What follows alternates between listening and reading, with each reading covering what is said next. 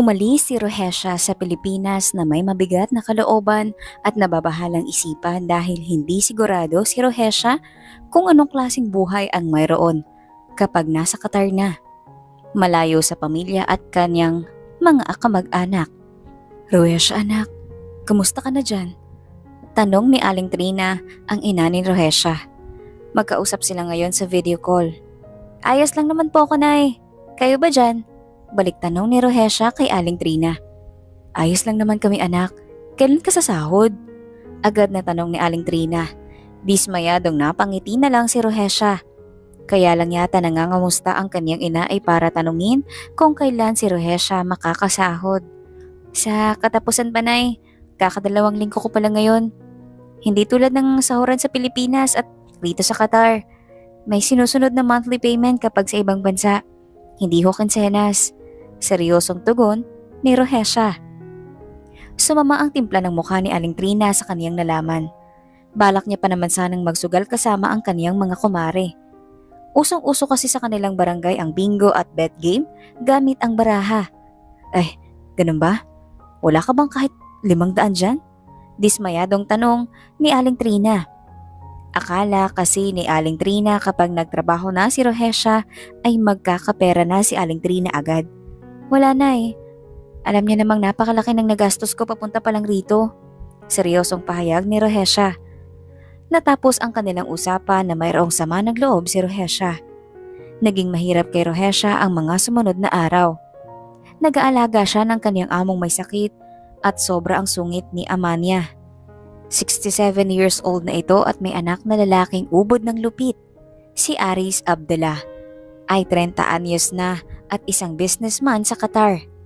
Kahit alam ni Aris na may anak at asawa na si Rohesha, ay pinagsasamantalahan pa rin ni Aris si Rohesha.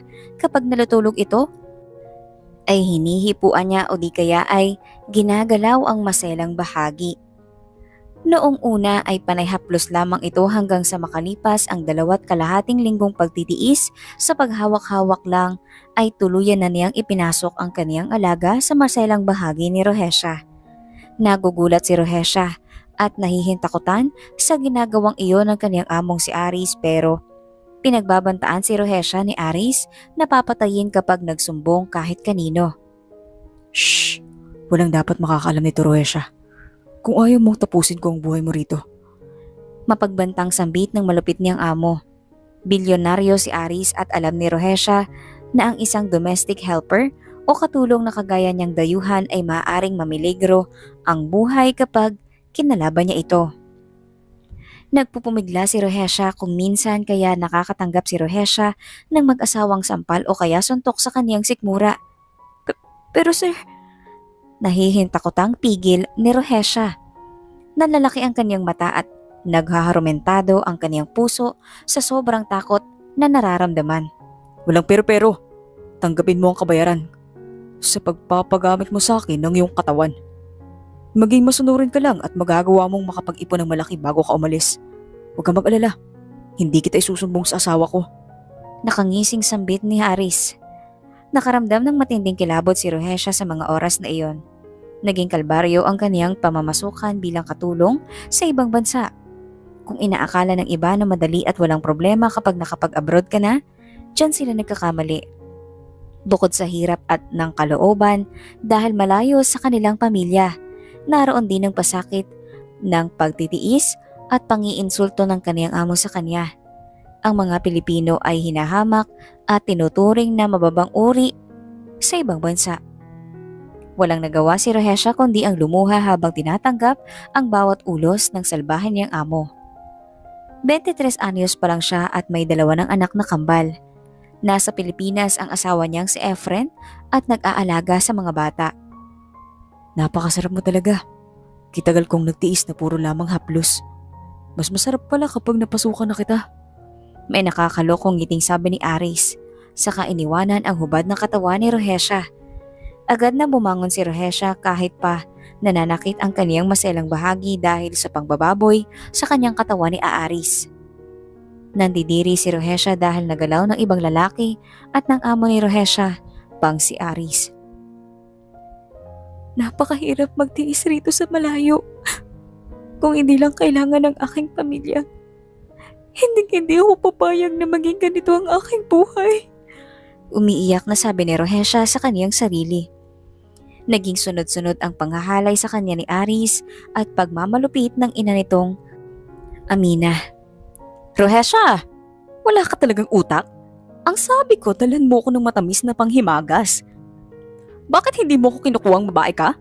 Galit na bulyaw ni Amina kay Rohesha na kayo kong humingi ng paumanhin si Rohesha. Pagpasensyahan niyo na ho, Mama Amina. Bilin ho kasi ni Sir Aris na huwag kayong bigyan ng mga bawal at isa na ron ang nais niyong kainin. Seryoso at malumanay na katwiran ni Rohesha. Subalit agad nakagip nang naka-wheelchair na si Amina ang walis tambo at inihampas iyon sa mukha ni Rohesha. Isa ka talagang walang silbi? Hindi naman malalaman ng aking anak kung hindi mo sasabihin. Nakakawalang gana.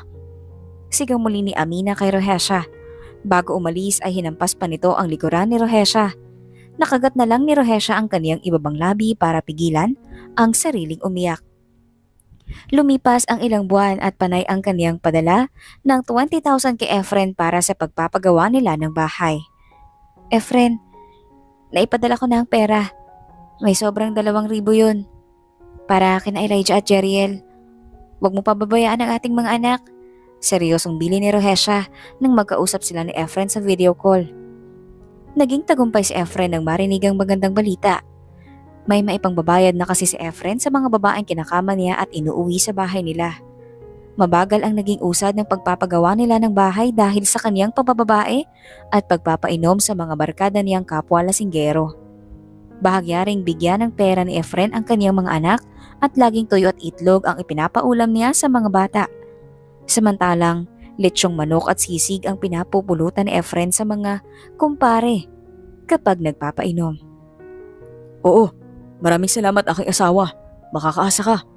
Siya nga pala, nangihingi ang nanay mong sugarol ng 500 dahil nabanggit mo raw sa kanya na sa katapusan ng iyong sahod. Ibabawas ko bang 500 sa pagpapagawa natin ng bahay? Nakangising tanong ni Efren. Napabuntong hininga na lang si Rohesha at tumango. Sige, bahala ka na. Basta, pagkasyahin mo lahat ng yan hanggang sa katapusan. Nagtira lamang ako ng 4,000 rito sa akin para may panggastos ako. Binibili pa kasi ang mga kinakain ko rito. Seryosong sabi ni Rohesha. Pero sa totoong buhay, minsan wala si Rohesyang makain dahil pinagmamalupitan si Rohesha ni Amina. Ayaw nitong pakainin si Rohesha at kung minsan pa ay napakarami nitong inuutos sa kanya. Basta tuwing katapusan ay magpapadala ako, Efren. Huwag mong ilahat ang pera, magtabi ka para pag uwi ko may ipon tayo. Mahalagang paalala ni Rohesha. Tumango si Efren. Nagpaalam na si Rohesha kay Efren dahil narinig niya na ang kotse ni Aris. Ayaw na ayaw ni Aris na nakikitang kausap ni Rohesha ang kaniyang asawa. Nagwawala ito o di kaya ay hinahapit ni si Rohesha. Madalas hatakin ni Aris si Rohesha sa palapulsuhan at ibalibag. Puro pa sana ang katawan ni Rohesha sa tinatago ni Rohesha sa kaniyang suot na mahabang damit pang Muslim. Siya, sa susunod na lang ulit at napakarami ko pang trabahong gagawin. Dugtong pa ni Rohesha. O sige, mag-iingat ka dyan. Seryosong sabi ni Efren. Simula nang piliin ni Rohesyang mag-abroad para magtrabaho, nawala na ng amor si Efren. Ayaw niyang umalis si Rohesha at doon na lang sa Pilipinas magtrabaho. Kaya lang tamad na asawa si Efren, kaya ayaw ni Rohesyang umasa rito. Kaya kahit nag-away sila ni Rohesha at Efren, nang umalis si Rohesha patungong Qatar, tumuloy pa rin si Rohesha alang-alang sa kinabukasan ng dalawa niyang anak na lalaki. Mabilis si Rohesyang nagpaalam kay Efren at naglinis ng bahay. Niligpitan na rin ni Rohesha ang mga tambak na ligpitin. Kakatapos lang ni Rohesha maglaba ng mga maruruming damit ng mag-ina niyang amo. Naabutan ni Rohesha si Aris at hindi ito ginulo. Nakahinga na maluwag si Rohesha dahil walang masamang ginawa ngayon si Aris sa kanya. Ay, salamat. Saad ni Rohesha.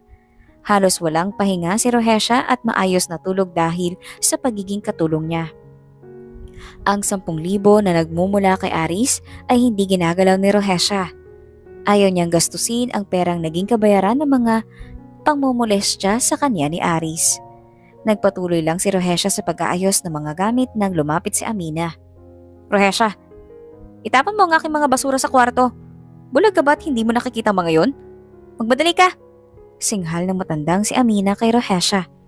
Natataranta namang sumunod si Rohesha. Nagtapon si Rohesha ng mga basura at may nakilalang si Rohesha ang kapwa niyang Filipina. Hello? Filipina ka ba? Ako nga pala si Maris Rivera. Tanong ni Maris. Nilingon nito ni Rohesha at ngumiti. Oo, Pilipina nga ako. Ikaw rin? Ako nga naman si Rohesha Rantaj. Nakangiting tanong ni Rohesha. Tumango si Maris. Kamusta ang pagiging domestic helper mo rito sa Qatar? Kuryosong tanong ni Maris. Hindi agad nakasagot si Rohesha. Nag-aalinlangan kasi si Rohesha baka makarating sa kaniyang mga amo. Ano? Hindi mababait ang mga napuntahan mo? Kinakabahang tanong ni Maris. Pasimpleng tumango si Rohesha. Hala, ayos ka lang naman dyan sa bahay na yan ah. Bakit hindi ka umalis? May karapatan naman tayong umalis sa trabaho kung hindi maganda ang trato sa atin. Mabuti na lang at mabait ang aking amo. Parang ang hindi ako katulong rito. Seryosong sabi ni Maris. Magsasalita na sana si Rohesha nang tawagin siya ni Aris. Nakaramdam ng malakas na kalabog sa kaniyang puso si Rohesha. Natatakot si Rohesha. Huwag mong sasabihin niyang yung nalaman, Maris. Nakikiusap ako sa'yo. Malaki ang pangangailangan ko kaya ako nagtitiis rito. Kahit paminsan ay nagkakasakit na ako. Malumanay na sabi ni Rohesha bago siya umalis. Mabilis ang naging pagtangon ni Maris at pag-alis roon. Naramdaman kasi ni Maris ang nakakatakot na aura ng amo ni Rohesha. Naawa siya kay Rohesha, pero hindi alam ni Maris kung ano ang dapat niya gawin sa mga oras na yon. Oobserbahan na lang muna niya ang bahay na tinutuluyan ni Rohesha bago siya gumawa ng aksyon. Hinanap ni Maris ang Facebook ni Rohesha at inad ito. Naging magkaibigan sila at magkasangga sa lahat ng bagay. Maris, wag mo sanang ipagkalat ito kung hindi kinakailangan. Sinend ko lang to sa'yo kung sakali mang mamiligro ang aking buhay. Ikaw nang bahalang humingi ng tulong. Saan ni Rohesha kay Maris? Grabe, ang dami mong sugat at pasa. Napakawalang hiya naman ng mag-ina mong amo. Bakit kasi hindi ka pa umalis sa pamamahay na yan? Isumbong mo na kaya sa embassy? Nag-aalalang tugon ni Maris. Umiling si Rohesha kahit alam niyang hindi naman si Rohesha nakikita ni Maris. Hindi maaari. Baka mapatay ako ng aking amo bago pa ako makapagsumbong. Hawak nila ako sa leeg ngayon eh. Kaya hindi ako makakilos ng ayos. Seryosong sabi ni Rohesha. Sinisend ni Rohesha kay Maris ang kaniyang mga sugat at pasa. Nangako naman si Maris na hindi iyon isisiwalat. Isang taong nagtiis si Rohesha sa kamay ng kaniyang malulupit na amo na walang ginawa kundi ang saktan at pahirapan si Rohesha. Panay ang kaniyang dasal na sana matapos na ang kaniyang paghihirap. Kausap ulit ni Rohesha si Maris at labis ang awang nararamdaman ni Maris kay Rohesha. Tama pala yung nabasa ko. Kaya pala nung bata tayo ay pinapatulog tayo tuwing tanghali dahil kapag malaki na tayo ay mamamalimos na tayo ng oras at tulog para makapagpahinga. Seryosong sabi ni Rohesha. Kaya nga eh. Bakit kasi ayaw mo pa umalis, Rohesha? Sobrang payat mo na at puro sugat ka pa. Nag-aalalang sabi ni Maris. Hindi pa pwede. Wala pa akong malaking ipon. Palagi ko kasing pinapadala sa aking pamilya sa Pilipinas. Kaya pala, pinapakain tayo ng gulay noon para sa pagtanda mas malakas nating harapin ang mga pagsubok na kaakibat ng paglago natin ngayon. Seryosong pahayag ni Rohesha. Rohesha, tatagan mo ang loob mo at magdasal ka. Magiging maayos rin ang lahat. Tugon ni Maris. Kaya pala hinahayaan tayo maglaro noon kasi mas seryoso na at hindi na pala biro ang buhay ngayon. Sabi ni Rohesha. Tumulo na ang luha sa kaniyang magandang mata. Sobrang bigat na ng kaniyang pakaramdam at nanghihina na rin ang kaniyang kalooban. Sige lang, ilabas mo lang lahat ng sama ng loob mo. Narito ako, handang makinig sa'yo. Concerned na tugon ni Maris. Tunay ngang mabuti at mabait na kaibigan si Maris kay Rohesha. Kapag nakikita sila, dinadalhan ni Maris si Rohesha ng pagkain dahil nalaman niyang halos hindi na makakain si Rohesha sa bahay ng mga abdala.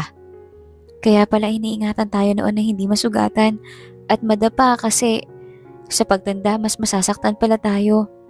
Sobrang hirap at sakit ng nararanasan ko ngayon. Baka hindi na ako umabot ng 3 taon rito. Seryosong sabi ni Rohesha. Tumango si Maris.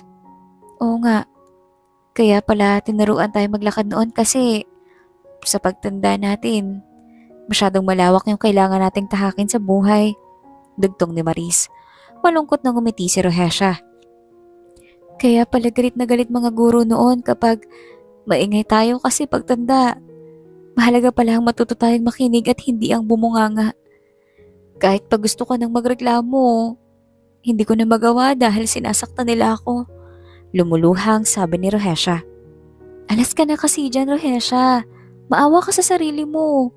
Malungkot na payo ni Maris kay Rohesha. Hindi pa talaga pwede eh. Tsaka, naalala ko Maris, kaya pala 5 o 10 piso lang ang baon natin noon para mapahalaga ng bawat sentimong kikitain. Na ang kapalit ay pagod at sakit na kasukasuan natin. Pagputol ni Rohesha, napailing na lang si Maris. Kulit mo naman eh.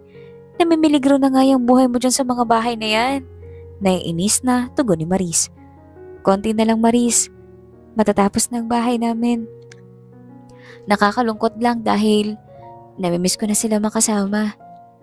Kaya pala kailangang sabay-sabay kumain nun kasi darating pala ang araw na mag-isa ka na lang kumakain sa hapag ngayon.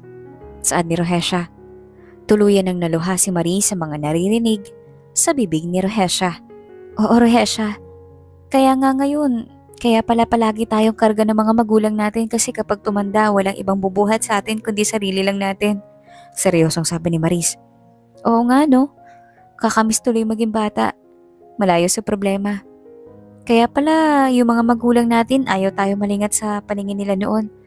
Dahil taon kanila makakasama mula ngayon. Seryosong sabi ni Rohesha. Narealize ko lang. Sa mga pinagdaraanan mo ngayon, kaya pala hinahayaan tayong kumain ng matamis noon kasi mabait pala ang buhay ngayon. Isa pa, kaya pala hinahayaan tayong mangarap ng bata tayo kasi kapag tumanda tayo, mapapagtanto natin na posible palang mangyari lahat ng bagay kung pagsisikapan mo. Malungkot na boses ni Maris habang kausap si Rohesha. Kaya pala masaya tayo kahit wala tayo noon kasi hindi pala mabibili ng pera yung saya na hinahanap natin ngayon. Ang hirap na sumaya. Parang malabo na akong sumaya maliban kung makauwi na ako sa amin. Dugtong ni Rohesha. Natapos ang kanilang pag-uusap at bumalik na sa trabaho niya si Rohesha. Naglilinis na siya ngayon ng swimming pool at isusunod niya ang CR ng mag-ina. Wala nang asawa si Amania at nauna itong mamatay dahil sa komplikasyon sa kidney at diabetes. Rohesha, ano ba naman? Bakit inuuna mo pang maglinis kaysa magluto ng tanghalian? Galit na sigaw ng kaniyang amo na si Amina. Natarantang sumunod si Rohesha rito at nagluto sa kusina. Kumuha naman si Amina ng mainit na tubig at ibinuho sa braso ni Rohesha. Napasigaw sa gulat si Rohesha. Aray, ang init! Sigaw ni Rohesha. Yan ang napapala ng pagiging ulyanin mo. Pag 12:00 na sana, inuna mo muna yung aking kakainin. Uuwi pa naman ngayon si Aris. Gigil na sigaw ni Amina kay Rohesha. Tigil ang pagluha ni Rohesha habang humihingi ng paumanhin. Pasensya na po ma'am. Paumanhin ni Rohesha. Inirapan lang si Rohesha ni Amina at iniwanan sa may kusina. Doon na tuluyang umiyak si Rohesha. Nagsabi si Rohesha kay Maris na humingi na ng tulong sa otoridad dahil hindi makakalabas ng bahay si Rohesha. Bakit madalas ka makipag-usap sa kapitbahay nating Filipina, Rohesha? Nagsusumbong ka ba ron? Malamig ang boses na tanong ni Aris, umiling si Rohesha. Hindi ka na makakalabas ng bahay. Doon ka na sa basement, Rohesha. Palalabasin kung nawawala ka para sa akin ka na. Nakakakilabot ang boses na sigaw ni Aris kay Rohesha. Tuluyan na itong na-obsess kay Rohesha at ayaw nang pakawalan si Rohesha. Umiiyak na umatras si Rohesha at pumindot ng SOS since sa ulo na ni Rohesha ang keyboard ng kaniyang phone. Nag-send si Rohesha ng SOS message kay Maris bago pa hablutin ni Aris ang kaniyang phone at tapakan. Hindi umiyak si Rohesha. Nagdasal si Rohesha ng tahimik na sana maabutan si Rohesha ni Maris ng ligtas. Kinulong si Rohesha ni Aris sa basement ng bahay nila at doon hinalay ng paulit-ulit. Ginawa naman ni Maris ang lahat para makapag-usap ang agency at ang embassy para matulungan si Rohesha. Nagpatulong rin si Maris sa kaniyang mababait na amo. 2 araw ang naging paghahanda nila bago dakpin si Aris at Amina sa kanilang mismong bahay. Nakasuhan ng 2 at nakulong. Natagpuan nila si Rohesha na hinang-hina at walang saplot sa basement. Agad ginamot ang sugat ni Rohesha at nagpatulong sila sa presidente ng Pilipinas para makauwi na si Rohesha at makapiling ang kaniyang mga anak. Rohesha, ayos ka lang ba? Huwag kang mag-alala, makakauwi ka na sa atin, kaibigan. Nag-aalalang sabi ni Maris. Bago hinayaan ni Maris na dalhin na si Rohesha sa otoridad para matulungang umuwi at asikasuhin ang kanilang mga papel. Nakasuhan ang agency nila Rohesha dahil sa kapabayaan nito sa pagsala sa kanilang employer. Maraming salamat, Panginoon. At sa iyo rin, Maris. Mag-iingat ka rito. Lagi mo akong i-chat. Seryosong sabi ni Rohesha. Oo naman, makakaasa ka. Nakangiting tugon ni Maris. Subalit sa pag-uwi ni Rohesha, labis ang kaniyang pagkabigo at pagkadismaya sa kaniyang nakita at nalaman. Ang kaniyang asawa ay walang ibang ginawa kundi mangbabae at magpakasasan sa perang kaniyang pinapadala. Hindi nito pinagawa ang kanilang bahay. Ganoon at ganoon pa rin ang itsura at walang nabago kundi ang kusina. Naabutan ni Rohesha si Efren na nakapatong sa kapitbahay nilang si Emerlyn at pinagahampas ito. Mga hayop kayo! Sigaw ni Rohesha. Galit na galit si Rohesha habang pinagahampas si Efren. Nagulat si Efren sa biglaang pag-uwi ni Rohesha at naabutan pa silang mga walang saplot. Agad nagtapi si Emerlyn ng tuwalya at hindi na nag-abala pa si Efren. Sinalag ni Efren ang balak na panghambalos ni Rohesha kay Emerlyn. Rohesha, ano ba? Galit na sigaw ni Efren. Natigilan si Rohesha sa pagkagulat. Sobrang lakas ng tibok ng kaniyang puso ng mga oras na yon. Hindi matanggap ni Rohesha na nagawa siyang lokohin ni Efren at ipagpalit sa kapitbahay nila. Paano mo nagawang lokohin ako habang akong nagpapakahirap sa ibang bansa sa pagtatrabaho? Galit na sigaw ni Rohesha. Sino bang may sabi sa'yo mag-ibang bansa ka? Hindi ba yun naman ang gusto mo? Matagal kang nawala. Sa tingin mo magagawa akong maghintay ng ganong katagal? Habang nagpapakasasa ka sa ibang bansa, akala mo magpapakalugmok ako rito? Hindi! Galit na sigaw ni Efren. Ang kapal ng mukha mong waldasin ng pera ko? Dapat pala naniwala ako sa sinasabi nila Ferlita na babae ka at panay lang ang inom. Pati sila Elijah at Jeriel napapabayaan mo na. Wala kang kwentang ama at asawa. Sarili mong anak nagagawa mong tipirin samantalang puro masasarap at ang ipinapupulutan mo sa mga kainuman mo? Galit na sigaw ni Rohesha. Nanginginig si Rohesha sa galit at halos umakyat ang dugo niya sa kanyang ulo. Hindi lubos sa kalain ni Rohesha na ang mga chismis tungkol sa asawa niya ay pawang katotohanan. Aminado si Rohesha na ginalaw siya ni Aris pero hindi niya ginusto ni Rohesha iyon. Nagtiis si Rohesha sa ibang bansa kahit sobrang hirap na mga pinagdaraanan niya. Alang-alang sa magandang kinabukasan ng kaniyang pamilya, tapos ganun lang ang mangyayari at ang nanay ni Rohesha. Hindi man lang nito nagawang sabihin kay Rohesha ang tungkol roon. Ano nangyayari? Nagtatakang tanong ni nanay ni Rohesha. Sabay tingin sa kanilang lahat. Tumawa ng pagak si Rohesha. Nay, bakit hindi mo man lang sinabi sa akin ng totoo? Tungkol sa taksil kong asawa. Galit na sigaw ni Rohesha. Pakiramdam ni Rohesha pinagkaisahan si Rohesha ng lahat. Hindi niya akalain na magagawang ilihim ng sarili niyang ina ang tungkol sa mahalagang bagay na iyon. Aba, ay, wala akong magagawa dyan. Buhay niyong mag-asawa yan eh. Alagang makialam ako. Katwira ng nanay ni Rohesha. Sinungaling? Paniguradong nasuluhan kayo ng animal na yan. Efren, nakakadiri ka. Gigil na sikman ni Rohesha. Mabilis ang naging aksyon ni Efren at sinampal si Rohesha. Nagulat silang lahat dahil roon. Halos tumabingi ang mukha ni Rohesha at nangatal siya sa sobrang galit at nerbiyos. Tama na, Rohesha. Tigilan mo na ang pag-ieskandalo mo. Nakakaya ka. Gigil na sigaw ni Efren. Napangiti si Rohesha. Ang kapal na mukha mong sabihin yan? Sa ating dalawa ikaw dapat ang mahiya. Hindi ka na nahiya? Ako ang nagpatayo ng bahay na to. Sariling pawis at hirap ko ang naging puunan ko para lang makapagbahay tayo. Inis na may halong gigil na sabi ni Rohesha. Huwag ka mag-aalala. Aalis ako. Galing na tugon ni Efren. Dapat lang. Wala kang kahihiyan. Palamunin ka na nga, nagagawa mo pang mangwaldas ng perang hindi mo pinaghirapan? Nakakapangsisi na nagtiis ako ng ilang taon sa katamaran mo at pagiging lasinggero mo. Sana hindi na lang ikaw. Dugtong ni Rohesha at itinulak palabas si Efren. Sinabunutan muna ni Rohesha si Emerlyn at saka tinanggal ang saplot nitong kumot. Layas! Magsilayas kayo! At huwag niyong dalhin ang pag-aari ko. Galit na sigaw ni Rohesha. Pinagtingin na naman sila ni Emerlyn at Efren ng mga tao.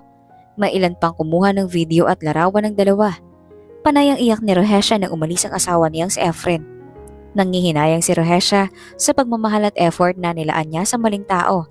Sa taang walang ibang binigay kay Rohesha kundi problema at stress. Pasensya ka na anak, biglang sabi ng nanay ni Trina ni Rohesha. Nakaramdam ito ng konsensya sa nagawang pagkakamali at paglilihim sa sariling anak. Nay, sana akong pinili mong kampihan. Kasi ako ang anak mo eh. Nagpapakahirap ako sa ibang bansa para sa pamilyang binuo ko. Kahit sobrang lupit ng mga naging amo ko. Umiiyak na sabi ni Rohesha. Habag na habag si Rohesha sa sarili niya. Hindi na nga pinalad si Rohesha sa trabaho at amo, pati naman sa asawa. Panay ang paghagulgol ni Rohesha at niyakap siya ng kaniyang nanay Trina. Babawi ako anak. Patawad. Seryosong sabi ni Nanay Trina. Niyakap ni Rohesha ang nanay niya. Dahil kahit sugaral ito, hindi naman ito namuerwisyo at sa huli, nanay niya pa rin ito. Ang tanging masasandalan niya sa oras na wala nang makapitan at malapitan si Rohesha. Nalulungkot si Rohesha ng sobra. Nang sumunod na araw, nakakwentuhan ni Rohesha si Maria. Ang kababata niyang kararating lang galing Maynila. Advice ko sa mga babaeng gusto pa rin magpakasal kahit irresponsable ang ibang asawa nila o balak nilang maging asawa. O lagi na lang silang laging nag-aaway. Or wala pang pangarap sa buhay. Tumingin si Maria kay Rohesha. Kasal kasi si Rohesha kay Efren. Kaya malaki ang problema ni Rohesha. Gustuhin man niyang ipatulfo ito. Hindi magandang gawain iyon. Ipagpapasa Diyos na lamang ni Rohesha ang naranasan niya. Ano, Maria? Tanong ni Rohesha nang nakataas ang kilay. Walang divorce sa Pilipinas at 280,000 pesos ang annulment rate to 5 years. Minsan, haharangan pa ng soljin. In short, nakatali ka na sa kanya forever. Kaya kapag nakilala mo ang Mr. Right mo, huminga ng malalim si Maria at uminom muna ng tubig. Go! Ituloy mo na! Tamad na tugon ni Rohesha. Tatawagin kang immortal o may kabit. Ang masaklap pa, habang buhay mo dalang pangalan niya. Ngayon pag-isipan mo, bakit ka magpapakasal agad-agad? Sabay tingin ni Maria sa isa pa nilang kasama na balak magpakasal. Natawa na lang si Francine sa pagiging makutata ng kanyang kaibigang si Maria. Para makapagsuot ng gown? Para di matawag na ka-live-in? Para may maiyabang na ikakasal ka? Para maging legal na asawa? Dugtong pa ni Maria. Anong nangyayari sa'yo, Maria? Natatawang sabi ni Francine. Gawa ko yan. Nagpakasal kasi ako sa lalaking walang kwenta. Seryosong sagot ni Rohesha. Dahil nabuntis ka lang. Dahil ayaw mong maagaw siya. Dahil para secured ka na sa kanya. Pero ano kapalit ng papapakasal? Sabay tingin ni Maria kay Rohesha. Napabuntong hininga naman si Rohesha. Oo na, kamali na ako. Walang ganang sabi ni Rohesha. Hindi ba? Buhay mo, puso mo, pangarap mo. Tapos yung pinakasalan mo na lalaki, wala man lang pangarap sa buhay. Lagi kayo nag-aaway. Hindi pa nga kayo kasal, ganyan na umasta. Nainis na tura ni Maria. Natigilan naman si Francine. Oo nga no, biglang realization ni Francine. Anong akala mo pag kinasal kayo magbabago siya? Agad-agad? Tapos ano, papabuntis ka rin ba? Pang sustento nga wala rin siya tapos natsyempohan mo pa yung isip bata at walang kaplano-plano sa buhay. Dismayadong sabi ni Maria kay Francine. Tama ka, Miss Lawyer. Seryosong bansag ni Rohesha. Ano mo ba? Ang meaning ng asawa? Katuwang sa buhay, hindi pabigat sa buhay. Kasama sa hirap, hindi puro pasarap. Makahulog ang sabi ni Maria sa kaniyang mga kaibigang si Rohesha at Francine. Kaya nga nagkamali talaga ako ron. Dismayadong sagot ni Rohesha. Partner sa pangarap. Hindi nang wawasak ng pangarap. Kasabay mo sa pag-unlad. Hindi yung hinihila ka para sumadsad. Kinabukasan ng inuuna, hindi yung puro barkada. Nagpaplano para sa pamilya. Hindi yung saka na kapag may anak na. Natamaan si Rohesha sa sinabing iyon ni Maria. Kaya naluha na naman si Rohesha. Niyakap naman ni Rohesha si Francine. Kaya mo yan. Andito lang kami para sa'yo, sabi ni Francine. Guys, tandaan niyo ang asawa. Yung pinapasaya ka, hindi pinapastress ka. Yung marunong mag-math. Kung ang sahod ay sapat, yung kaagapay mo sa hirap at saya. Hindi yung naghahanap pa ng iba. Huling sabi ni Maria kaya napaluhan ng todo si Rohesha. Niyakap na rin ni Rohesha si Maria. Naalala ni Rohesha ang perang pinagbayad ni Ari sa kanya at iyon ang gagamitin ni Rohesha para sa annulment nila ni Efren. Tinulungan ni si Rohesha ng kaibigan niyang si Maria. Tulungan mo ko. Ayoko nang matali sa lalaking yun. Makaawa ni Rohesha kay Maria. Tumango si Maria at niyakap lalo si Rohesha. Kahit hindi mo sabihin, tutulungan kita. Hindi mo na kailangan bayaran ng professional fee ko. Dahil kaibigan mo ko at kapatid ang turing ko sa'yo. Saad ni Maria.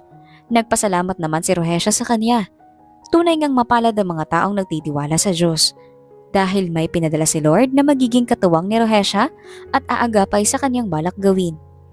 Napakaswerte ni Rohesha dahil mabait si Maria.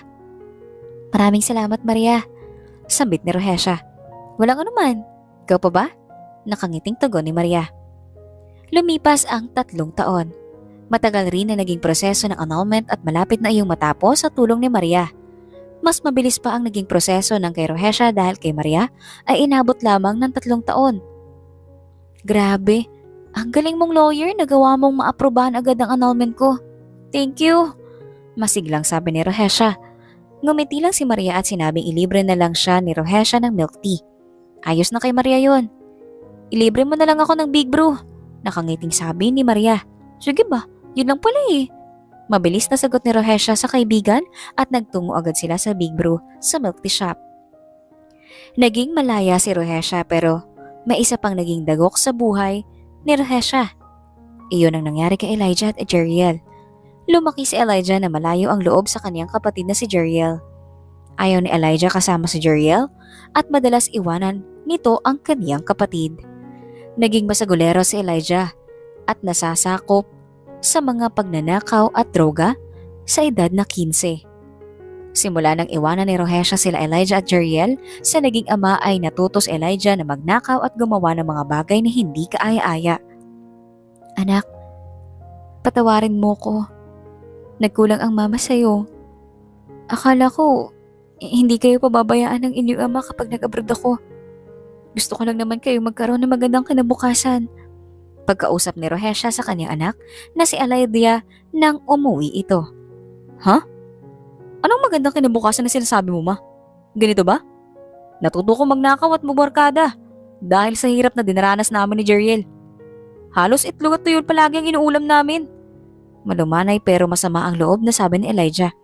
Napayoko si Rohesha habang umiiyak. Nag-abroad ako para sa pag-aakalang maibibigay at matutustusan ko lahat ng pangangailangan niyo sa araw-araw. Hindi ko akalain na gagawin yun ng tatay niyo sa inyo. Katwiran ni Rohesha. Sana hindi ka nalang umalis. E di sana. Hindi kami nahihirapan at napariwara. Ikaw ang dahilan kung bakit ganito ang buhay namin. Kasalanan mo. Galit at may hinanakit na sigaw ni Elijah. Nakatanggap si Elijah ng suntok mula kay Jeriel. Napupuyo sa galit ng kaniyang kapatid. Wala kang karapatang isumbat sa nanay natin lahat ng kamaliang nagawa ng sarili nating ama. Walang magulang na gustong mapariwara at maghirap ang anak. Gigil na sabi ni Jeriel. Wala ba? Sana naman mama, naisip mo na kapag umalis ka at naiwan kami sa tatay naming lasinggero, nagiging maayos kaya ang buhay namin? Sugural pa ang lola namin. Imbes na si Lola Trina ang masahan namin, hindi. Dismayadong sakmit ni Elijah. Napahagulgol si Rohesha ng iyak dahil sa masasakit na salitang narinig niya kay Elijah. Patawad apo, babawi ako. Sabi ng Lola Trina nila na naroon pala at narinig ang mga hinanakit ng sariling apo. Niyakap ni Rohesha si Elijah kahit pa nagpupumiglas ito. Patawad anak. Kung alam mo lang, pinagsisisihan kong umalis at iniwan kayo sa walang kwenta ninyong ama. Sobrang hirap na dinaranas ko sa karar. Malupit at manyakas ang aking among babae, lalaki. Ang inaakala niyong langit na naranasan ko roon ay impyerno. Seryosong sabi ni Rohesha. Bakit mama? Ano bang naranasan mo ron? Seryosong tanong ni Jeriel. Isiniwalat ni Rohesha sa kaniyang mga anak at ina ang impyernong buhay na naranasan niya sa Qatar. Nakonsensya naman si Elijah sa paninisi sa ina at naawa sila Jeriel saka ang nanay trina ni Rohesha sa anak. Sorry ma, sabi ni Elijah at yumakap sa mama Rohesha niya. Umattend sila ng simba ng maglinggo at magpatotoo si Elijah. Para sa kabataan. Hindi niyo ba napapansin na halos mga nasasangkot sa krimen ngayon ay puro kabataan? Patayan, rape, pagnanakaw, at drugs. Ganito kasi yan. Yung mga kabataang nagiging rebelde dahil sa problema sa pamilya. Marahil kinulang sa atensyon na nakukuha sa mga magulang at kapatid. Paunang salita ni Elijah. Marami ang nakinig sa kaniyang sinasabi. Tunay ang sinasabi ng batang yan. Komento ni Aling Marites. Pakiramdam nila walang kwenta ang buhay o existence nila. Pakiramdam nila baliwala sila. Family problem. Financial support at emotional na suportas ng magulang sa anak. Pwede rin impluwensya ng barkada o dahil sa lugar na pinanggalingan nila. Sa buhay na kinagisnan nila. Dugtong pa ni Elijah, maraming magulang ang natauhan. Dapat pala, maparamdam natin sa ating anak ang pagmamahal natin at huwag silang baliwalain. Sabi ni Manang Luz Viminda. Oo nga, nasa ating magulang rin kasi hindi lang sa mga anak natin. Tugon ni Aling Mirna. Pwede rin sa mga pagkukulang ng mga taong inaasahan nilang nasasandalan at tutulong sa kanila. At pwede rin problema sa pag-ibig. Too much love will kill you, ika nga. Lahat ng sobra umaapaw at nasasayang. Seryosong payag ni Elijah habang nakatingin sa mga kapwa niya kabataan. Maging matalino dapat. Kung hindi man, dapat sapat lang ang pagmamahal. Huwag todo bigay tapos yak, kinabukasan. Komento ni Jeriel. Sa murang edad ni Elijah, namulat na kasi sila sa realidad ng buhay. Kaya nga may mga napapatay at namamatay dahil sa selos o personal na dahilan. Kakulangan sa pananampalataya ang tunay na rason. Kung naniniwala ka sa salita ng Diyos, hindi ka naman gagawa ng masama. Lulukubin ka ng konsensya mo. Para sa mga kabataan, yung mga kabataang sinusuportahan naman ng magulang pero nagagawa pa rin mag-adik o gumawa ng krimen. Seryosong sabi ni Elijah. Danas kasi ni Elijah ang bagay na iyon, kaya tinuturuan ni Elijah ang iba na huwag gumaya sa kanya. Tama ang sinabi ni Elijah, mga bata. Makinig kayo. Dati siyang ganon at unti-unti nang nagbabago. Sabi ng pari, dahil nagsakrista na si Elijah sa simbahan. Sana na-realize niyo yung cause and effect ng ginawa ninyo. Hindi lang para sa sarili niyo kundi sa mga taong maapektuhan ng nagawa niyo o ginagawa niyo. Sayang ang hirap ng magulang natin. Hindi naman napupulot ang pera. Pinaghihirapan nila yan. Lalo na yung mga OFW. Sabi ni Elijah habang nakatingin sa Mama Rohesha niyang umiiyak. Naawa si Elijah rito. Mabuti naman at natauhan na ang batang yan. Kawawa naman talaga ang nanay nila. Sabi ni Aling Opelia. Talaga ka. Tugon ni Aling Rhea. Nagpapakahirap sila. Tinitiis nila yung lungkot na di kayo kasama para lang maitaguyod kayo at masuportahan sa pag-aaral. Hindi ba kayo naawa? Hindi ba kayo nakokonsensya? Nakikita niyo ba yung gaano sila kahirap pag nagkakasakit sila doon ng walang nag-aalaga kundi sarili nila? Sabay tingin ni Elijah sa grupo ni Bianca. Kagaya ni Elijah, malupit rin ito sa kanyang ina dahil nag-abroad ito. Nag-iwas naman ng tingin si Bianca kung gaano kalungkot yung mag-isa.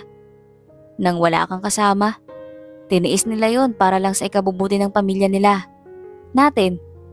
Dahil mahalaga tayo sa kanila kaya huwag kayong magagalit o magtatampo sa mga magulang niyong nasa ibang bansa para magtrabaho at kumita. Seryosong sabi ni Elijah. Nakonsensya naman ng mga kabataan sa kanilang nagiging asal sa mga magulang nila. Kahit hindi nagtatrabaho ang mga ito abroad, at sa Pilipinas lang. Babawi ako sa mga magulang ko, tugon ni Aaron. Ako rin, sa lahat ng sakripisyo nila, mag-aaral ako mabuti, sabi naman ni Miguel. Ginagawa nila yon para sa magandang kinabukasan niyo. Sa Pilipinas, kung nandito ba sila may makakain tayo? May magandang trabaho ba? Dugtong pa ni Elijah. May punto ang batang to. Mabuti na lang at nagising na si Elijah sa katotohanan. Habang hindi pa huli ang lahat, nakangiting sabi ni Kakang Semyon. Meron, pero mahirap matanggap sa trabaho. Yun ngang mga graduate ng 4 years kahit sa prestigious school nagmula. Pag nagtrabaho na sila, iba yung position na talagang course na tinake up nila. Napatingin si Elijah sa mama niya dahil ito ang turo ng mama Rohesha niya tungkol sa course na hindi naman iyon ang naging propesyon kapag nagtrabaho o nag-apply na sa kumpanya. Nangyayari sa realidad na talaga ang sinasabi ni Elijah. Kaya makinig kayong mabuti. Tandaan niyo lahat ng sinasabi ng batang to, sabi ni Father John. Kadalasan nga wala pang trabaho. Graduate yun Yung iba sa kanila tambay. Kaya kung may kumpanyang nag-alok sa'yo o may kita man lang na tatanggap sa'yo o nakuha sa'yo para maging employee nila, tanggapin mo. Seryosong sabi ni Elijah habang nakatingin sa mga kabataang malapit ng makatapos ng high school at kolehiyo. Natamaan naman ang iba sa kanila. At natuto. Mabuti na lang si Elijah at nagpatotoo ngayon. Komento ni Clarissa. Kaya nga, sabi naman ni Eman, mga graduating ng high school. Maliit man ang sahod, huwag kang mamili ng trabaho o mas malaking sahod. Dahil blessing yan. Yung iba nga walang mapag-applyan. Ikaw papasok ka na lang. Hindi mo pa magawa. Lahat ng bagay na malaki nagsisimula sa maliit. Be thankful. Huling sabi ni Elijah habang nakatingin sa mga kabataang sinayang ang oras at panahon nila sa pagiging tambay kaysa mag-aral at magtrabaho. Mga kabataang sinayang ang mga offer sa kanila ng kumpanya at hindi na tumuloy sa pagre-requirements at pag-a-apply kahit papasok na lang sila sa orientation. Nagbago ang samahan nila Elijah at Jeriel, mas naging close sila at nagtutulungan sa lahat ng oras. Binuhay ni Rohesha ang kaniyang mga anak ng ayos kahit si Rohesha lamang mag-isa. Tinulungan si Rohesha ng kaniyang ina at hindi na ito nagsusugal. Nagtitinda na lang si Trina ng mga kakanin. Makalipas ang 1 taon, isang text messages ang natanggap ni Rohesha nang mag-apply si Rohesha sa Finrealty. Magandang araw. Inaanyayahan ka po namin Miss Rohesha Del Mundo para magtrabaho sa aming kumpanya. HR Carmina Finrealty. Labis ang sayang nararamdaman ni Rohesha nang makatanggap ng ganoong mensahe. Napatalon si Rohesha sa tuwa. Naabutan naman ni Rohesha ng kaniyang mga anak na masayang nagtatalon. Yes! Sigaw ni Rohesha. Ma, ano nangyari sa'yo? Takang tanong nila Elijah. Wala, masaya lang si mama mga anak. Dahil sa wakas may tumanggap na sa aking kumpanya rito sa Pilipinas. Hindi ko na kayo kailangang iwanan. Seryosong sabi ni Rohesha. Yumakap naman ang mga anak ni Rohesha sa kanya at kinongrats si Rohesha. Yong! Congrats mama! Sabi ni Jeriel. Ang galing naman! Congratulations ma! Sabi ni Elijah. Simula noon naging maayos ang buhay nila at hindi na problema si Rohesha sa pangsuporta at matrikula ng kaniyang mga anak. Sa trabaho nagulat si Rohesha nang makita ang kababata niya na ngayon ay may-ari na ng Finrealty. Suriel?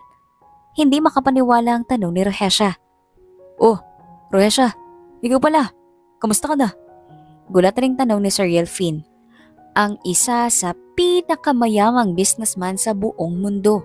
May-ari ito ng iba't ibang realty at resorts. Napakagwapo ni Suriel ngayon. Matangkad na nasa 6 na pulgada ang tangkad, may makapal na kilay, almond na itim na mata, mahabang pilik mata, matangos na ilong at mamula-mulang labi. Nagmukha itong American actor dahil nag-aral sa Amerika at doon nagtapos. Kababata ni Rohesha si Suriel at nagkahiwalay lamang sila noong nag-abroad na ang pamilya ni Suriel. Matagal nang may lihim na pagtingin si Suriel kay Rohesha. Oo, ako nga. Eto, ayos lang naman, sabi ni Rohesha. Mabuti na lang dito mo naisipang mag-apply.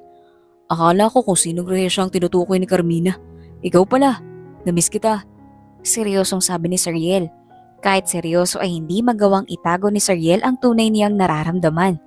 Masaya siyang makita ulit ang childhood crush niya. Dahil kay Rohesha, nagsikap siya at ngayon ay isa ng kilalang bilyonaryo sa buong mundo.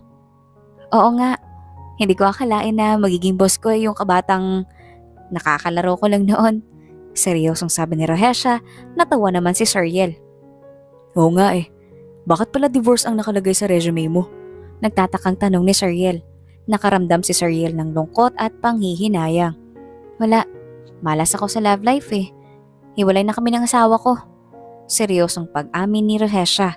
Dumaan ang lungkot sa mata ni Sariel sa kanyang nalaman. Hindi lubos akalain ni Sariel na sobrang bilis ng panahon. Matagal pala talaga siyang nawala at heto, huli na si Sariel. Bakit naman? Saka may anak kayo? Tanong ni Sariel. Oo, may anak kami. Babaero eh. Nag-abroad lang ako, pag uwi ko may iba na.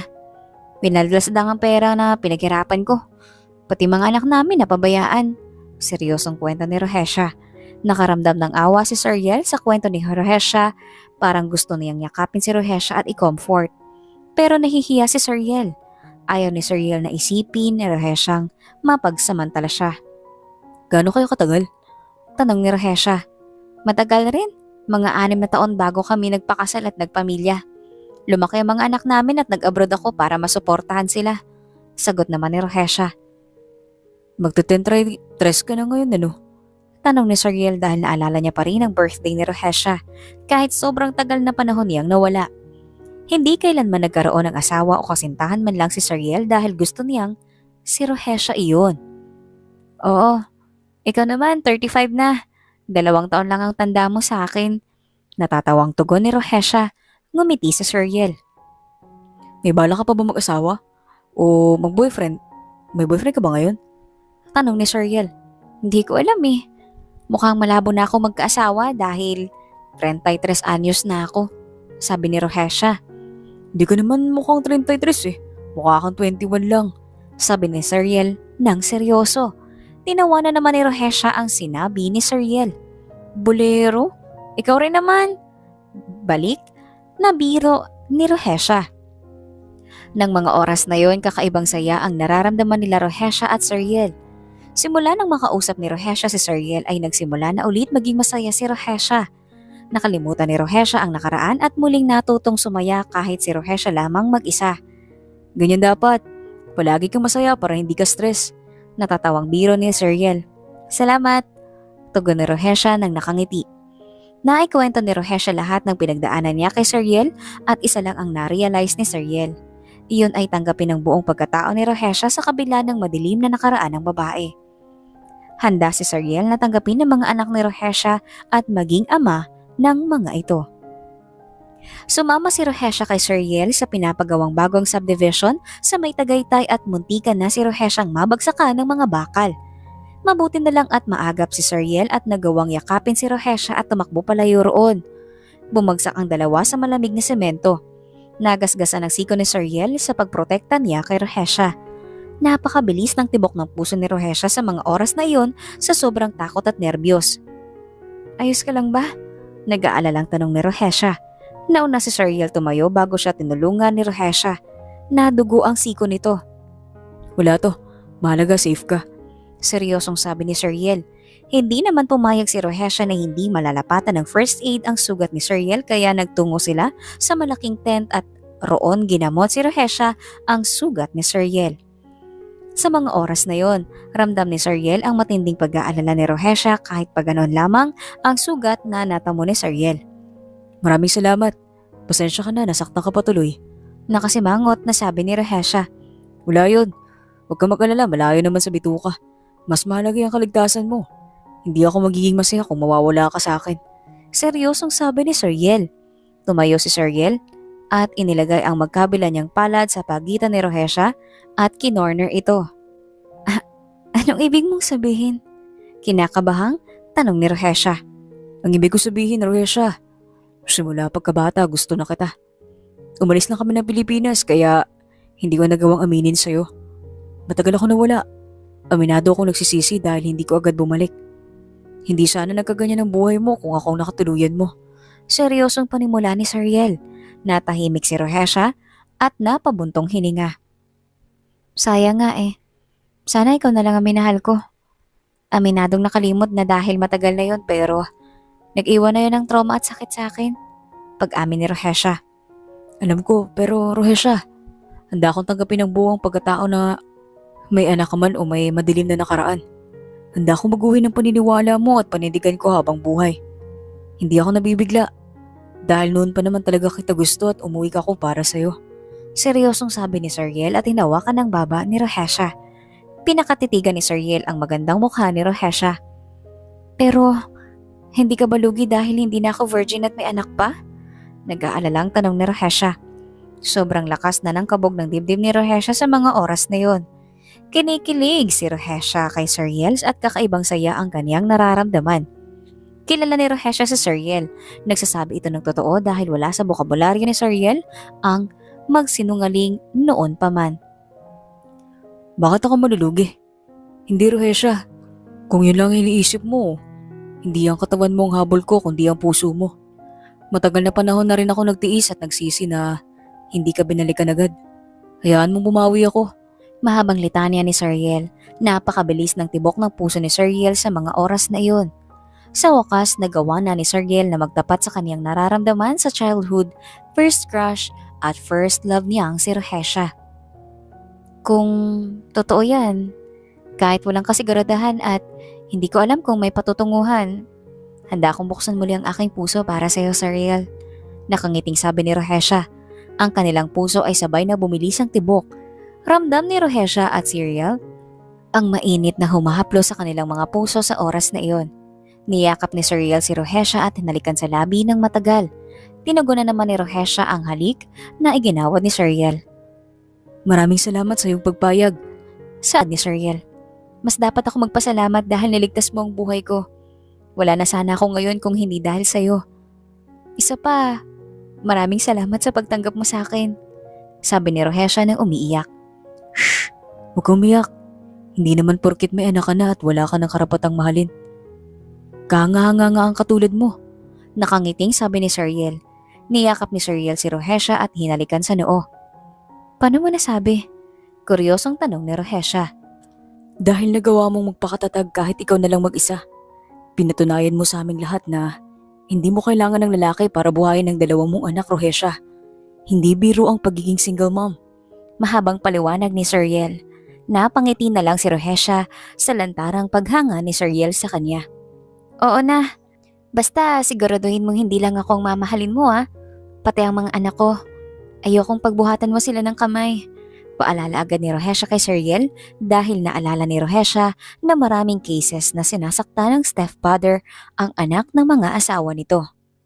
Baliw, bakit ko naman yun gagawin? Anak ko na rin sila. Hindi ko man kadugo pero para sa akin, ang sayo ay akin. Nakangiting tugon ni Sariel. Napanatag naman ang kalooban ni Rohesha. Kagaya ng pangalan ni Sariel ay para talaga itong anghel na pinadala ni Lord para samahan si Rohesha at maging katuwang ni Rohesha sa buhay. Sige, sabi mo yan Aasahan ko, Sariel. Huwag mo akong bibiguin. Seryosong sabi ni Rohesha. Oo, umasa ka dahil malabo kitang biguin. Nakangiting tugon ni Sariel at hinalikan ulit sa labi si Rohesha na tinanggap ulit ni Rohesha. Nagyakapan sila matapos maghalikan. Naging sila Sariel at Rohesha. Nag-date sila ng 6 na buwan bago magpasyang magpakasal. Matagal naman na nilang kilala ang isa't isa. Mama, nasan si Papa? Tanong ni Jeriel. Papa na kasi ang tawag nila ni Elijah kay Sariel. Kahit ikakasal pa lang si Rohesha at Sariel. Nandun sa garahe, nag-aayos ng sasakyan niya. Bakit anak? Takang tanong ni Rohesha kay Jeriel. Magpapatulong lang po sana ako sa math. Napakatalino ni Papa at napakagaling pang magturo. Ang bilis ko ngang matuto eh. Proud na sabi ni Jeriel. Ginulo naman ni Rohesha ang buhok ni Jeriel at niyakap ang anak. Basta mag-aaral ka ng mabuti anak. Ang makatapos kayo ni Elijah ang pinakamagandang regalo niyo sa akin bilang magulang. Nakangiting bilin ni Rohesha. Tumango naman si Jeriel at sinabing, Huwag ka mag-alala ma. Pag natapos ako, dahil gusto kong ipakita sa inyo na magkakaroon ako ng magandang kinabukasan dahil sa pagsisikap ng mama ko. Nakangiting sabi ni Jeriel. Tila, hinaplos ang puso ni Rohesha sa sinabi ng kanyang anak. Napakabait na bata ni Jeriel at hindi kailanman binigo si Rohesha. Matalinong bata si Jeriel kaya puro achievement ang pinakita nito kay Rohesha. Ganyan dapat ang mindset ng mga anak, Jeriel. Nasa iyo ang aking suporta, anak. Nakangiting sabi ni Jeriel. Natuwa naman si Jeriel sa kaniyang narinig. Maraming salamat, Papa. Sana anak niyo na lang talaga kami ni Elijah. Sana ikaw na lang ang naging papa namin. Maramdaming sabi ni Jeriel. Hindi ko man kayo tunay na anak, Elijah. Para sa akin ay kadugo ko kayo at tunay kong anak. Handang mahalin kayo ng buo habang buhay. Seryosong sabi ni Jeriel at niyakap si Jeriel. Naluha naman si Rohesha at Jeriel. Sobrang thankful nila dahil mahal sila ni Jeriel at hindi pinababayaan. Ito ang nagpapaaral sa dalawang magkapatid at sumusuporta sa lahat ng pangangailangan ng dalawa. Sana wag ka magbago. Saad ni Rohesha. Hindi ako magbabago. Matagal ko nang gustong magkapamilya. Wala lang akong may pagmalaki noon sa'yo dahil hindi agad ako umuwi. Seryosong pag-amin ni Jeriel. Natawa naman si Rohesha.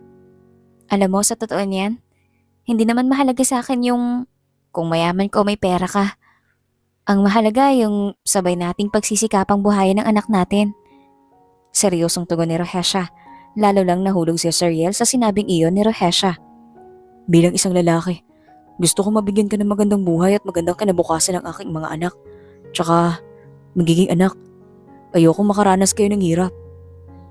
Gayong, kaya ko naman magtrabaho para sa ating lahat. Mahabang paliwanag ni Jeriel. Niyakap naman ni Jeriel si Rohesha. Salamat kung ganon. Hindi pa naman huli ang lahat. Kahit ngayon ka lang dumating, magagawa pa rin natin ang mga bagay na nais nating gawing magkasama. Nakangiting sabi ni Rohesha. Tumango si Jeriel sa kaniyang sinabi. Makakaasa ka. Nakangiting tugon ni Jeriel at niyakap ng mahigpit si Rohesha. Pinatunayan ni Jeriel na may paninindigan siya at kaya niyang tuparin lahat ng sinabi ni Jeriel kay Rohesha. Pinakita ni Jeriel na ang mga katulad ni Roheshang single mom ay karapat-dapat mahalin ng tunay at totoo. Hindi dapat sila husgahan at hayaang mag-isa. Kahit pa kaya nilang itaguyod ang kanilang pamilya nang sila lang. Papa, may meeting po kami bukas. Busy si Mama. Pwede po bang kayo na po muna umattend sa meeting namin sa school? Nahihiyang sabi ni Elijah kay Jeriel. Oo naman. Ika-cancel ko ang appointment ko bukas para maka-attend sa meeting. Huwag ka na magbahala. Saad ni Jeriel at ginulo ang buhok ni Elijah. Ngumiti naman si Elijah kay Jeriel at nagpasalamat. Kinabukasan, umattend si Jeriel ng meeting. Pinagkaguluhan ng mga estudyante, guro at mga magulang ang sobrang kagwapuhan ni Jeriel. Panay ang pakyut ng mga naroon sa stepfather ni Elijah. Napailing na lang si Elijah sa inasal ng mga ito. Hayaan mo sila, basta ako sa mama mo lang. Seryosong sabi ni Jeriel. Napangiti naman si Elijah sa sinabi nito. Naging maayos naman ang meeting tungkol sa moving up nila Elijah at nagbayad na rin si Jeriel sa school admin para sa tuition fee ni Elijah at Jeriel. Parehong pinapasok ni Jeriel sila Elijah at Jeriel sa private school. Papa, maraming salamat sa lahat ng nagawa mo sa amin. Seryosong sabi ni Elijah. Napangiti naman si Jeriel dahil nagawa siyang pasalamatan ng mga anak ni Rohesha. Napalaki ni Rohesha ang dalawang bata ng maganda ang ugali. Wala yun. Sayang lang. Hindi ako agad nakabalik noon. Di sana hindi kayo nakaranas ng hirap at ganun na rin ang mama nyo. Malungkot na sabi ni Jeriel. Ngumiti lang si Elijah. Hayaan nyo na po yun pa. Matagal na panahon naman na yun. Ang mahalaga ay ang kasalukuyan. At narito na kayo. Nakangiting sabi ni Elijah. Kumain sila Elijah at Jeriel sa isang malapit na restaurant. Saka sila nag-take out para kay Rohesha. Hinatid muna nila ang para kay Jeriel. Nagpiknik sila Rohesha at Jeriel kasama ang dalawang bata. Sobrang nag-enjoy sila roon. May mga pulubing lumapit kina Jeriel at namalimos. Binigyan naman nila ng pagkain ng mga ito. Huwag mo silang bibigyan ng pera. Baka ipangbili lang ng rugby. Ang mga batang ganyan ay kadalasang nagra-rugby para hindi nila maramdaman ng gutom. Seryosong bili ni Rohesha. Naawa naman si Jeriel sa mga ito at sinabing, pag-aaralin ko sila at tutulungan makatapos. Hindi ko naman mauubos ang aking yaman. At kung mamanahin lang naman ang pag-uusapan, sisiguraduhin kong may nakalaan para kay Elijah at Jeriel. Seryosong sabi ni Sariel. Nakaramdam si Rohesha ng kilabot sa mga oras na iyon. Kilabot na ang dulot ay ang paghanga niya sa kabaitang taglay ni Sariel. Tunay ngang napakabuti mo, saad ni Rohesha. Hindi biro ang kanilang pinagdaraanan. Hindi ko man naranasan ang ganong hirap pero alam ko, sa kanilang murang edad ay naranasan nilang lupit ng realidad. Hindi ko hahayaang masira ang kanilang kinabukasan. Seryosong sabi ni Sariel. Tinawagan ni Sariel si Kingsley at sinabing puntahan sila sa location na ibinigay ni Sariel. Kagaya mo. Sana kagaya mo ang lahat ng mayayaman. E di sana walang naghihirap.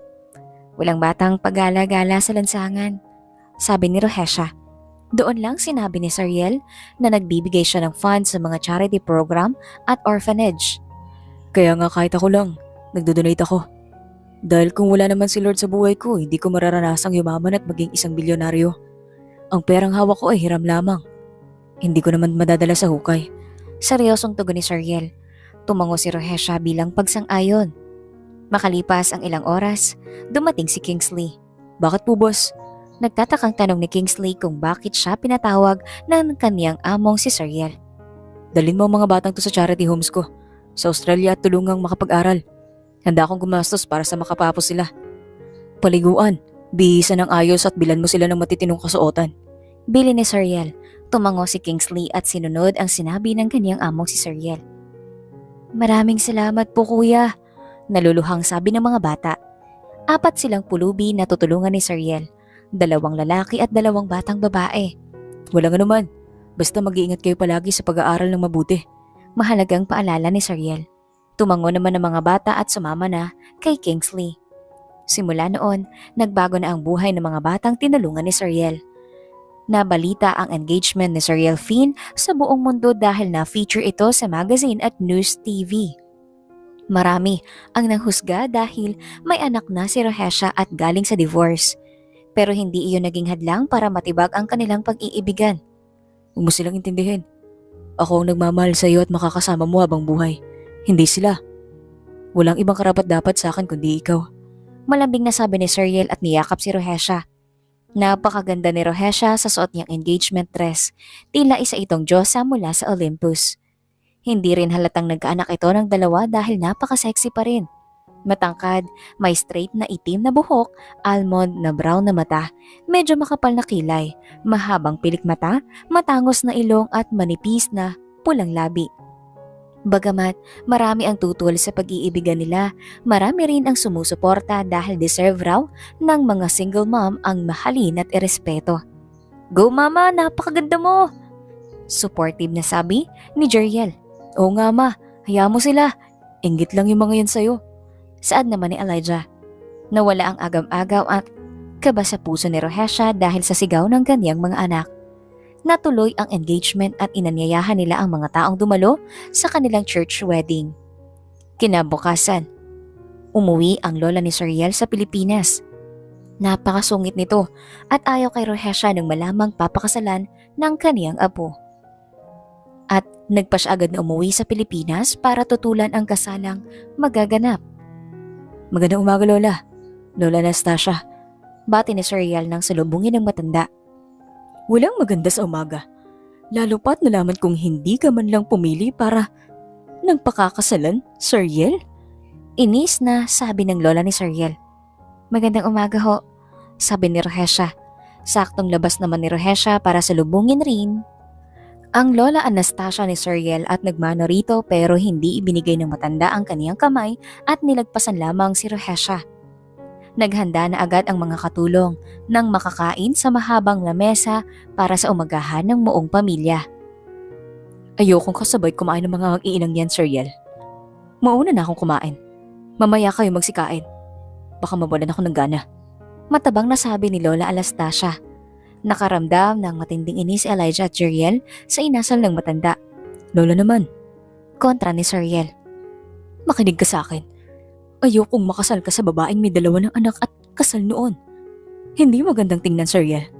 Malayo na ang narating mo. Mariing sabi ni Lola Anastasia. Lola, Ang narating ko ay narating ko dahil kay Rohesha. Siya ang naging inspirasyon kong magsikap. Nahuli lang ako ng dating at uwi rito sa Pilipinas kaya hindi kami nagkatuluyan. Katwiran ni Sariel. Huwag mo akong pinagluloko. Saniyang masipag ka noon pa. Kaya kung ano ang narating mo, dahil iyon sa pagsisikap mo at hindi dahil sa pag-ibig mo sa babaeng yan. Galit na sikmat ng Lola Anastasia. Lola, kung umuwi ka lang rito para hadlangan ang aming kasal sa susunod na linggo, ay hindi ko kayo pinahihintulutan.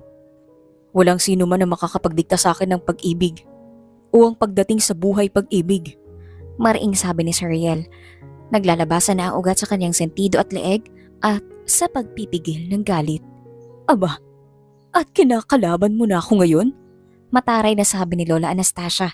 Lola, nirerespeto kita bilang nakakatanda pero kung ang hihimasukan mo ang mga bagay na hindi mo nasakop, ay hindi ako makakapayag. Tunay ang aking pag-ibig at walang sino man ang makakapigil. Seryosong sabi ni Sariel at pinatayo ang mag-iina. Ikaw? Galit na sigaw ni Lola Anastasia. Nawalan na ito ng ganang kumain. Lola, maaari kang magstay rito hanggat gusto mo. Pero ito ang masasabi ko. Irespeto mo sila kung gusto mong irespeto kita. Malamig na sabi ni Sariel. Kinabahan naman si Rohesha sa naging pag-uusap ng maglola. Nakaramdam si Rohesha ng guilty sa nangyari. Pasensya ka na. Nag-away patuloy kayo ng lola mo. Nakokonsensyang sabi ni Rohesha. Huwag mong intindihin ang aking lola. May edad na kasi si Lola Anastasia. Hayaan mo na siyang walang makakapigil sa gusto ko. Seryosong sabi ni Sariel at hinawakan ng kamay ni Rohesha. Dumating ang araw ng kasal nila at umalis na lang ang Lola Anastasia ni Sariel na may sama ng loob dahil sa matimbang ang pagmamahal ni Sariel kay Rohesha. Napakaraming tao sa simbahan at napakaganda ng dekorasyon. Kasabay ng pagtugtog ng kantang pangkasal ang paglalakad ni Rohesha sa aisle. Ngayon lang naramdaman ni Rohesha ang kakaibang saya.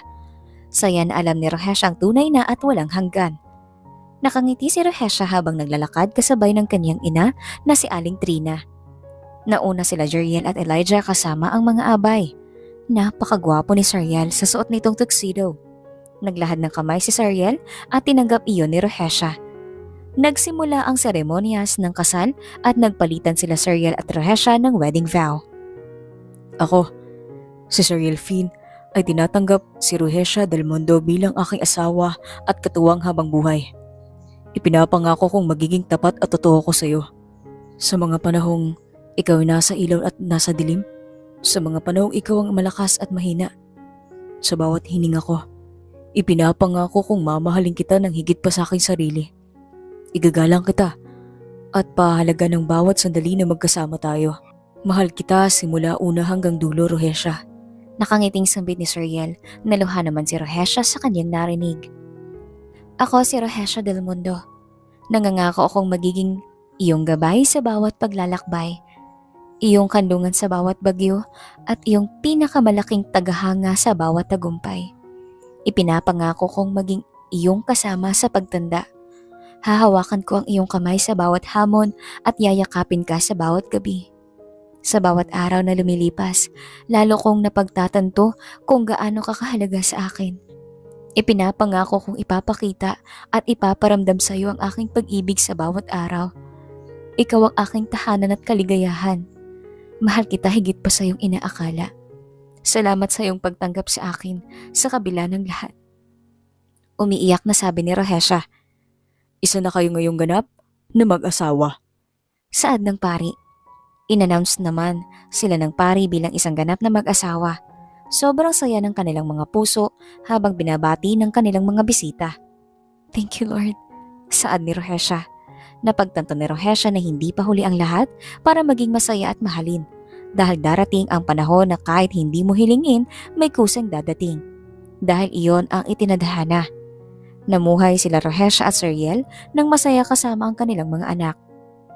Nag-honeymoon sila Rohesha at Sariel sa England at makalipas lamang ang 3 buwan ay buntis na si Rohesha sa anak nila ni Sariel.